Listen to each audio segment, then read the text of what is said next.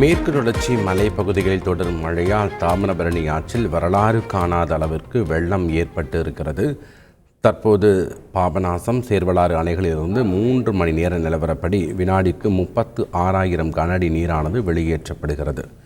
கூடுதல் விவரங்களோடு இணைகிறார் செய்தியாளர் ராமசுந்தரம். வணக்கம் ராமசுந்தரம்.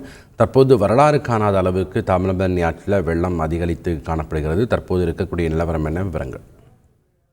தொடர்ந்து நெல்லை மாவட்டத்தை பொறுத்தவரைக்கும் கனமழையானது கொட்டி தீர்த்து வருகிறது. மேற்கு தொடர்ச்சி மலைப்பகுதிகளிலும் அதே நிலைதான் நீடித்து வருகிறது.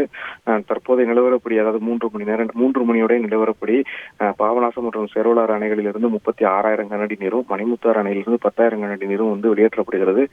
இது தவிர கருணாநதி, ராமாநதி உள்ளிட்ட அணைகளிலிருந்து நீர்வரத்து, காற்றாற்று வெள்ளம் என எல்லாம் சேர்ந்து சுமார் 60,000 to 70,000 கனஅடி நீர் வரை தாமிரபரணி ஆற்றில் வந்து கொண்டிருக்கிறது. நெல்லை மாநகர் பகுதிகளில் தாமிரபரணி ஆற்றின் இரு கரைகளையும் தாண்டி மழை நீரானது, வெள்ள நீரானது வந்து கொண்டிருக்கிறது. இதன் காரணமாக தாழ்வான பகுதிகள் முழுவதுமே தண்ணீர் தேங்கி இருக்கிறது. பெரும்பாலான பகுதிகள் முழுவதுமே தண்ணீரில் மூழ்கி இருக்கிறது. வண்ணாரப்பேட்டை திருநெல்வேலி இணைக்கக்கூடிய இந்த பாலத்தையும் தாண்டி தண்ணீர் செல்வதால் இந்த பாலத்துல போக்குவரத்தானது தடை செய்யப்பட்டிருக்கிறது.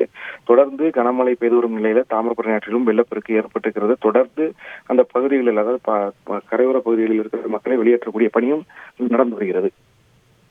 நன்றி ராமசுந்தரம், உங்களுடைய தகவல்களுக்கு.